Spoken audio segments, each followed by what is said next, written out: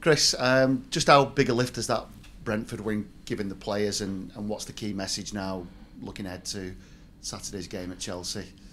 Yeah, it did. I mean, not just obviously internally, but in the city as well. Well, definitely the red and white are for the city. Yeah. So yeah, I mean, being a local boy, you feel it, and you're walking around the town, and you see people being lifted, and it's up to us now to continue that trajectory, because of course, the key is consistency, and hopefully we can find that going forward. Yeah. Off the back of that, I mean, does it change the outlook about such a fixture going to Chelsea? They're struggling for consistency, just 2 home wins all season. Yeah, he's got bang average players, yeah. And not won anything for like 20-25 years. I'm not going to get caught up in all that narrative. It's a world-class manager and a really good team. You only have to look back at the fixture list 2 or 3 weeks ago when they're playing City and go toe-to-toe with the best team in Europe. So, listen, yet again, our focus, of course, and our assessment on the opposition has got to be good, got to be precise for the players. But it has to include us with the ball as well, which I've been pleased about. We've taken on board from a out of possession outlook approach, how we had to go about it in terms of distances back to front, side to side, being a little bit more competitive, which we have done from a stats point of view. But pleasing that we created chances against Liverpool and certainly created chances second half against Brentford. 2 senior players back from suspension on Saturday, Ollie Norwood and Ollie McBurney. Just on Ollie McBurney specifically, you know him well, you signed him, of course. Have you spoken to him, giving him any direction off the back of that red card against Burnley? Is he the type of player who needs that kind of conversation? No, he won't. He knew the situation. He'll have known the situation, of course. But those senior players have got to push some decent young players out of the team at the moment. So I'm glad I've got some difficult decisions. Ollie, when he's at his best, is an handful of, as we all know, focal point. From a defensive point of view, set plays, and an attacking point of view, gives you somebody to play into and play off. But I've got to say, I think Wallace has been outstanding. His performance against Van Dijk and Konate on Wednesday, he just ran out a bit of steam. But what I did say to him, I'd rather have you done that and gave everything against Liverpool and ran out of a bit of puff on Saturday than cruise through that game on Wednesday and then try to cruise through the game on Saturday. So I think we all knew it was coming. But he can be delighted with his contribution, and as I said, we want competitive players in the group. We want all our best players, big players back, of course, with the young players as well, but we want it to be competitive in terms of team selection, and with the likes of Norwood coming back and George Baldock coming back and Ollie Mack coming back, that obviously gives us that little bit of vital experience that we need as well. Yeah, I was going to ask of the players that you said were close to a return, George Baldock, Ben Osborne, is there any update? Yeah, Ben Osborne will be involved at the weekend as well, which is good news as well. So we're getting there. I think the difficult part for me is that of course every manager comes in with their new ideas, not just regarding what happens on match day, but what happens during the week. So, but I don't want to go from this to that too quickly, and breakdowns happen. So it might be a little bit more slowly in terms of our methods being integrated into the group. And but one of my pet hates is that we can't lose people, can't lose players in training. So we've got to get the load right. We can't lose players when they return to train. So we have to make sure that their reintroduction back into it. But delighted to have those guys back. Reece Norrington-Davies has been out for a long while as well, so he's back in training as well. And Rhian's out on the grass as well today. So fingers crossed. Those boys, we keep nice and healthy, all the boys that are at the moment, and we had the likes of Rhian Brewster and Reece back into the group, which is going to strengthen us. Thank you. Cheers. Chris, afternoon. We saw you at Weston Park this week. I just wonder what's it like being back representing this football club out and about in the city again? Yeah, brilliant. And the responsibility that I have as a manager of the football club, to send out the right messages to everybody, what the football club's about. And I thought the players were were great in what they did and how they carried out their duties and how they went about it all over the city on Tuesday night. It's a really important day for us, just as much as the people that we're trying to cheer up and give a little bit of hope and put a smile on their faces. So, of course, it is as well a difficult day, and some of the boys their first time. I've done it obviously for a few years as well, but certainly for myself, being back as a manager of the football club, of course, that just gives you an extra buzz going around the city. We've seen a few people saying, "Welcome back, Chris." Has that been a steady message over the last? Yeah, last it 10 has. days? Yeah. I mean, obviously, Rob, as you know, performances and results help that, and so it might not have been so welcoming if we'd have not produced a performance on Wednesday night and not got a result on Saturday. But we understand that. I just think that it's yet again an example of how a football club, whatever city or whatever town it's in, affects the mood of the locals. And I'm sure even after a decent performance on Wednesday night, you know, everybody was going into work on Thursday and everybody was going into work on Monday morning feeling a little bit better about themselves and about their football club, because we all know it's been a tough time, and we have to, as we all do, as we talked about from 2016, it's been a decent period for the football club in what's been achieved, but recently it's been a tough few months, and you have to take that on the chin and you have to own that, and we all have to own that, and we only change that narrative by doing what we've done, not just for 2 games but for a whole bunch of games. Talked about togetherness and lifting the place. Aside from simply getting results, what has enabled you to achieve that, do you think, in the last week? Well, first and foremost, you know, thank the help of the senior players as well. You know, I'm a players manager, so I like to think, you know, you all have, over the period that I've managed football players since I was 25 to deep into the age I am now. You know, I'm a players manager. You know, I interact with players, my staff interact with players. We want to get the best out of them, and I'd like to think any player that's played for this football club, I should imagine 80-85% of those players have really enjoyed playing for Sheffield United in that period, and obviously the clubs that we've had before. So there's a lot of things that go into that, you know, culture and how you go about it and how you interact with these players, and you're on the same page as them. I've got to say the senior players have been outstanding for me.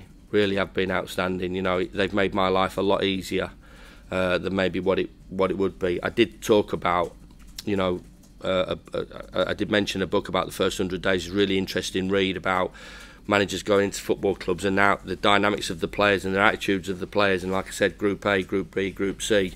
I've got to say I've not had many in Group C, and I like to think that, you know, we don't produce performances like we have done over the last 2 games, with a lot being in Group B. So we have to work hard to keep them into that top group, and the more that we have in there, we know players are disappointed, and no doubt there might be a couple of players being disappointed already that they've not played the part, but that's about managing that group. But messages, individual messages, you know, collective messages, and you know, going about it that way will hopefully get the message over, what it's all about and what is expected to play for our football club.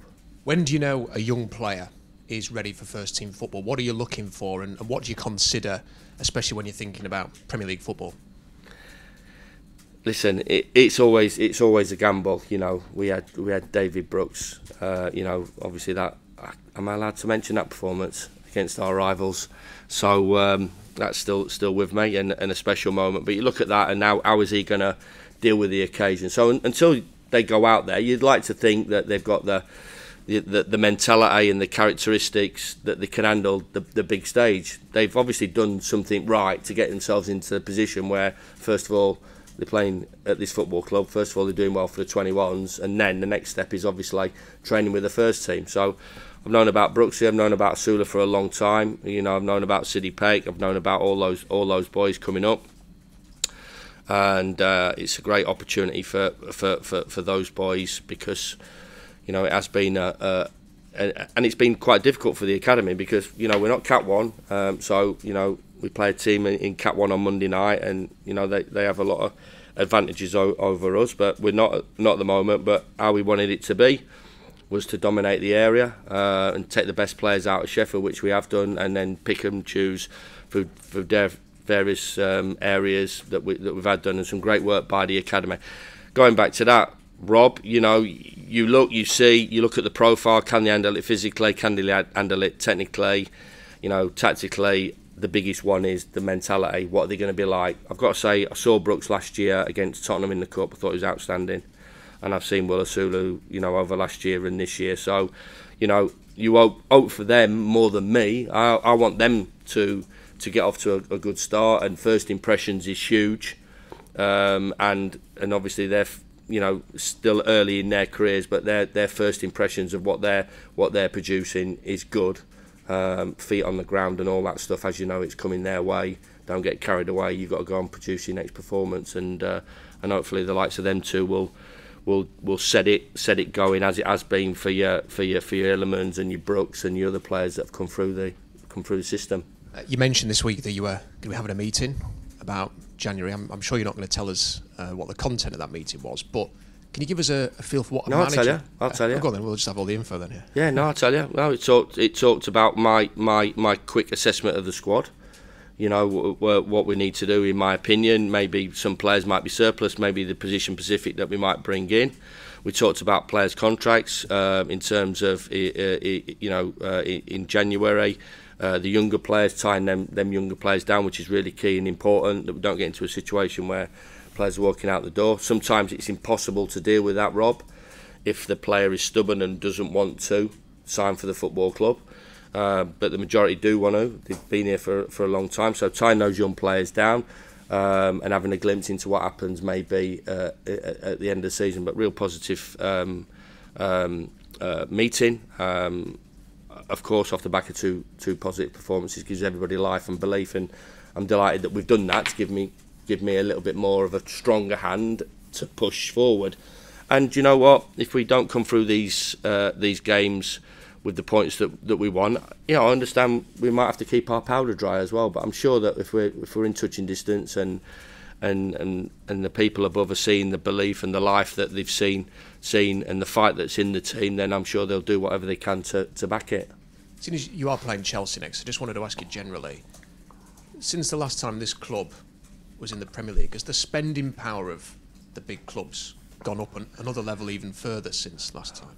Well, yeah, average wage has obviously gone up, which is a big one, and I think you just look at what Chelsea have spent in the summer and through the last window as well. It was just incredible, but they have that ability to do it, so they do what they do. So of course it does get stronger, more powerful, but it doesn't. You know, we're trying to close that gap and bridge that gap, and you know, a lot of clubs have been going at it for an incredible number of years as well. And I think that's the key as well. You know, the longevity that they have, the more and more time that they have in the Premier League, the bigger the club gets, and obviously the more opportunity they have to. But I still think smart spending is key, and some clubs do it, and some clubs don't. I was going to ask, is that how clubs can compensate for that difference? Smart spending, and are there other things that clubs like Sheffield United can do when you can't go and spend £80 million on a player to be as competitive as you want to be? Yeah, you want to be what you are, and we're not trying to be anybody different, and we understand. You know, I don't think I'm speaking out of turn. This is where the football clubs are. I think nobody's embarrassed about it, and we get on with it and work with what we've got, and try to look at loans like we have done. Try to look at, you know, free transfers like we have done. Try to look at boys that potentially can go and bridge the gap. You know, and you look at it from an academy point of view, and you know, I'm not saying Brooks and Asula are gonna be world beaters, but they've held their own against the top team in Europe, you know, and you've seen it from Newcastle point of view. The young boy Wiley who's gone in, you know, Dan Burn I think is a credible smart signing. You know, Kieran Trippier is a smart signing. So it's getting that balance as well. So I think it's quite easy to just go bang, I'm going to spend, you know, whatever it is, £700-800 £1 billion. But I think there's other clubs that can do it right, and everybody's at their stage of their development as a club, I suppose. And finally, what kind of challenges do Chelsea bring? Because they've got a lot of options. I guess you have to plan for a lot of different things.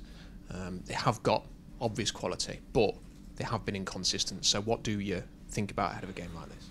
Yeah, hopefully they have an inconsistent day. So I think all the top clubs are after that, and I'm sure Mauricio will be the first to admit that and the first to want that. But he's still 6 months into a new job, putting his own mark on it as well. But still, their roster, their squad list is still an incredibly healthy one, and we've packed with talent, especially at the top of the pitch, and pace and power.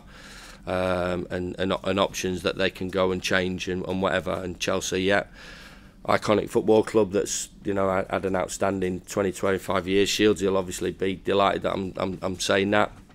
But we have to go there with belief, and that's what I talked about it with the players. Because it's no good getting on the train tomorrow afternoon if we think we can't get anything from it. But it's the same approach and attitude. Those boys believed that we could get something from the Liverpool game, believed we could get something from the Brentford game, and go into that game, as underdogs. We totally understand that, but something that we can go and hopefully use to our. I think the key, the first half an hour in the game is absolutely vital for us, and we need a big start there. But small steps, Rob. We're making small steps, and for us to get a result on Saturday will be obviously another step forward. Cheers, Chris. Cheers, mate. Thanks, Rob. Chris, we saw McAtee get his first Premier League goal, a wonderful goal, wasn't it, last weekend? What has it been like around the training ground this week, and how will that lift his confidence going forward? Yeah, I like him as a boy as well. Interacts with the older ones, and I think typical Manchester boy, got a little bit about him, got a few words to say as well. Always got a comeback, so quite like that. And he's got a personality which he has to have to be a top footballer. He's impressed us all in everything that he's done, and in the two games, I think one of the things that we talked about previously was big moments, that we didn't have enough of them at certain periods, and we need to produce those big moments, and certainly Mac has got that ability to do that. Just thinking back to the first season back in the Premier League, 2019, you went to Chelsea, and it was a brilliant comeback, wasn't there, that day?